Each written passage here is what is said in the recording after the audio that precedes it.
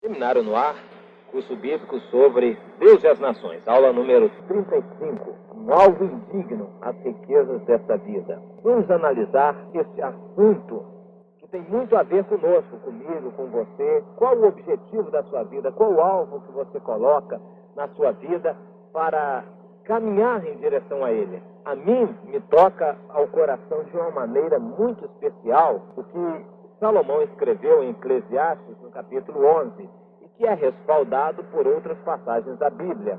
No capítulo 11 de Eclesiastes, Salomão começa dizendo o seguinte: lança o teu pão sobre as águas, porque depois de muitos dias o acharás. Reparte com 7 e ainda com 8, porque não sabes que mal sobrevirá à terra. Estando as nuvens cheias, derrama o aguaceiro sobre a terra. E começa a descrever algumas situações em que as coisas acontecem na vida e onde as pessoas titubeiam em lançar o seu pão sobre as águas. São duas expressões aqui: lançar o pão sobre as águas e repartir com 7 e até com 8. O que ele quer dizer com isso daqui? Lança o teu pão sobre as águas, é muito claro. O que é o teu pão? Não é o pão que está sobrando à tua mesa, é o teu próprio pão. É o pão do qual tu comes. Sim, lança o teu pão sobre as águas. Que águas? Sobre as multidões, sobre o povo. Águas na Bíblia tem um significado de povos, nações. Então aqui pode muito bem se encaixar esse contexto. Mas pode ser mais além, pode ser diferente, pode ser literal também. Pode ser uma atitude literal de lançar o pão sobre a água, porque a água leva para alguém que tem necessidade. E abaixo no rio, alguém o aproveitará. Mas pode ser também distribuir, dar para as pessoas. E o versículo seguinte confirma essa interpretação. Reparte com 7. E por que ainda com 8? Reparte com 7 que estiverem nas suas contas. E se por acaso acontecer de aparecer um oitavo, um intruso, alguém que não merece, alguém que não é digno, aparecer de repente, já depois de você já estar repartindo, reparte com eles também. Não faça acepção de pessoas, não julgue as pessoas, atenda as pessoas segundo a sua necessidade e não segundo o seu mérito. É muito comum que ao dar esmola, ao fazer uma beneficência, uma ação de caridade, você sempre raciocine julgando a pessoa se ela é digna ou não, se ela merece ou não, se ela vai fazer ou não bom uso daquilo que você lhe dá. Essa análise não nos cabe. A Bíblia em lugar algum nos exorta a fazer qualquer tipo de análise, porque você estará incorrendo no risco de se colocar na posição de um juiz daquela pessoa que estará recebendo aquela dádiva que você lhe der. Mas o que a Bíblia nos ensina é para dar àquele que necessita, dar segundo a necessidade, não segundo o mérito. Você não tem que julgar o mérito de ninguém que vai receber, você tem que dar a alguém que necessita e a alguém que lhe pede. Isto é a palavra de Deus. Mas a verdade é que muitas vezes você não quer dar e usa isto como pretexto para você não dar. Você diz que a pessoa vai fazer mau uso, que a pessoa não merece, que ela não é digna, e por aí afora. Vários raciocínios para anular a palavra de Deus. E foi contra isso que Jesus falou: hipócritas, fariseus, sepulcros caiados, porque analisais e interpretais as Escrituras e vós mesmos, com as vossas tradições, estáis apagando as próprias Escrituras. Então Jesus mandou dar, está escrito claro. Salomão mandou dar. Paulo exorta Timóteo também para exortar aos ricos a dar, a não guardar com avareza em seu coração. Mas você não faz isso e, para se desculpar, você arranja outra passagem da Bíblia como pretexto e começa a analisar as pessoas para ver se elas são dignas ou não. Então a sua tradição está anulando as Escrituras Sagradas e você não é mais um observador da lei, você se colocou na posição de juiz. O que a palavra de Deus diz é o seguinte: lança o teu pão sobre as águas. Não pergunte o que acontecerá com o pão. Não queira saber para onde ele vai. Lança sobre as águas. A palavra é muito clara, não há possibilidade de contestação. Mas a verdade é que os evangélicos estão contestando com as suas tradições, as suas interpretações. Há pessoas que leem as Escrituras, interpretam à sua maneira, interpretam segundo as tradições. Nós temos observado que há pessoas que não leem e não obedecem ao que está escrito.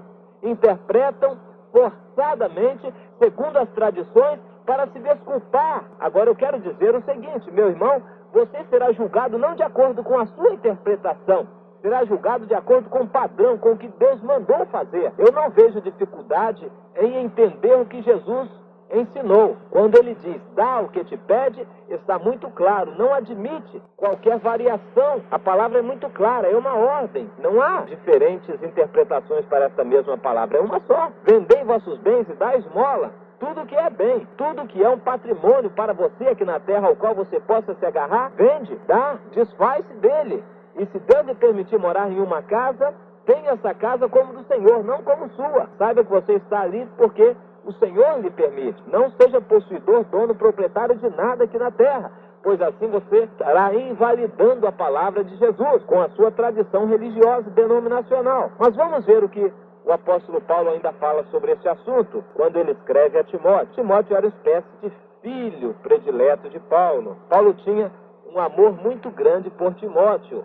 Ele era inteligente, era dedicado, era consagrado. Timóteo era para Paulo um jovem de muito valor, e Paulo o tratava de uma maneira muito especial, tanto é que lhe escreve 2 cartas instrutivas, epístolas chamadas pastorais. E lá no capítulo 6, primeira carta a Timóteo 6, versículo 17, ele diz, exorta aos ricos do presente século que não sejam orgulhosos, nem depositem a sua esperança na instabilidade da riqueza, mas em Deus, que tudo nos proporciona ricamente para o nosso aprazimento. E exorta mais, que eles pratiquem o bem, sejam ricos de boas obras, generosos em dar e prontos a repartir, e que para si mesmos acumulem tesouros no céu, com um sólido fundamento. Vamos analisar essa palavra, exorta aos ricos.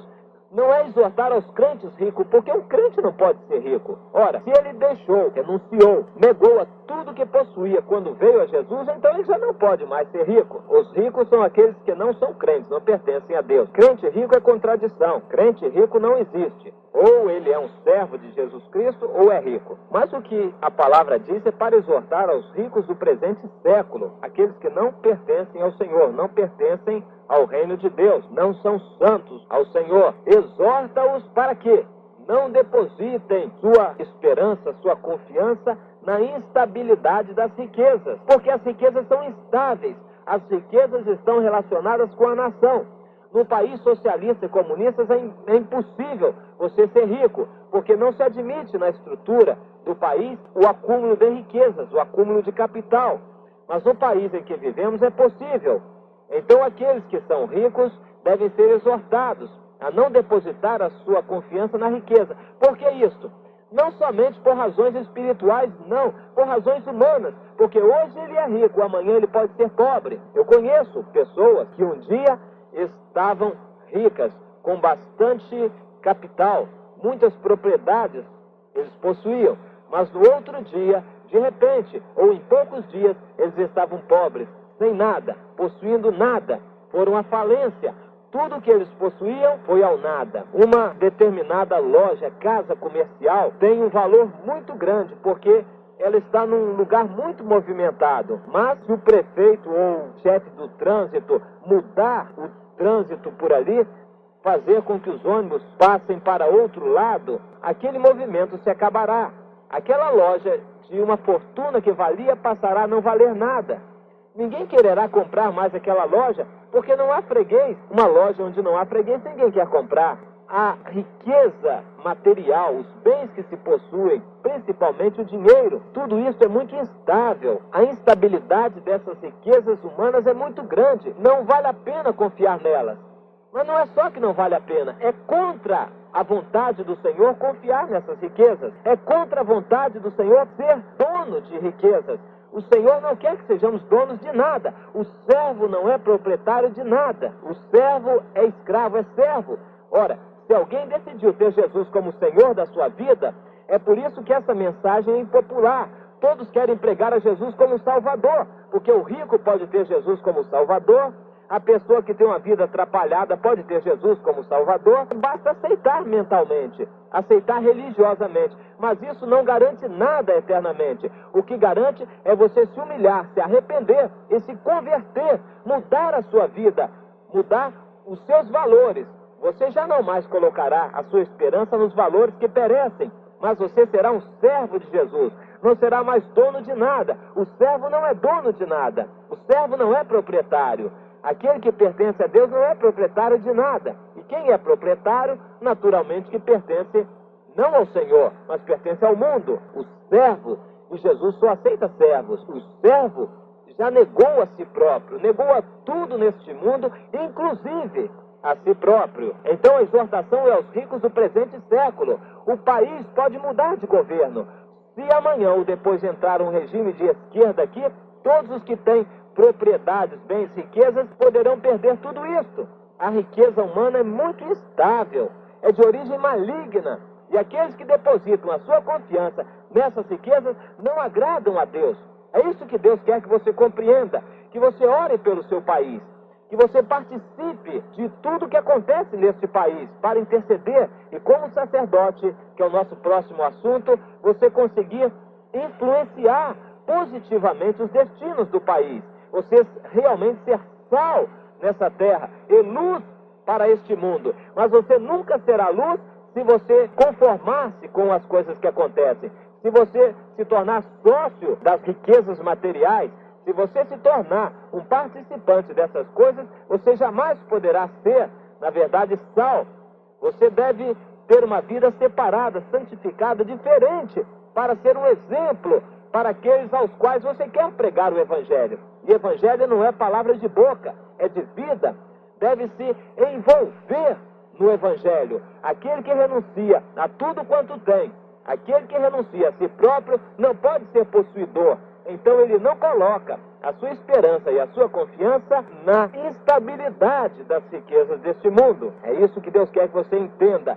Se você for um rico, se você colocar a sua esperança, a sua confiança na instabilidade dessas riquezas, ou pelo menos, se você se sentir proprietário, você receberá a mesma condenação que este mundo receberá, pois que você é um participante do destino deste mundo. Mas se você se separar deste mundo para ser um servo de Jesus Cristo, você será apenas sal nessa vida, e é o que Deus quer que você seja. Nada com propriedades e riquezas nessa vida. E se por acaso você tiver alguma propriedade, que você coloque essa propriedade a serviço da igreja de Jesus, a serviço do reino de Deus, e não seja dono. Porque se você for dono, você estará pertencendo ao mundo. Mas se você negar a isso tudo e for um servo de Jesus Cristo, então você estará pertencendo ao reino de Deus e terá o destino que o reino de Deus terá. Amém.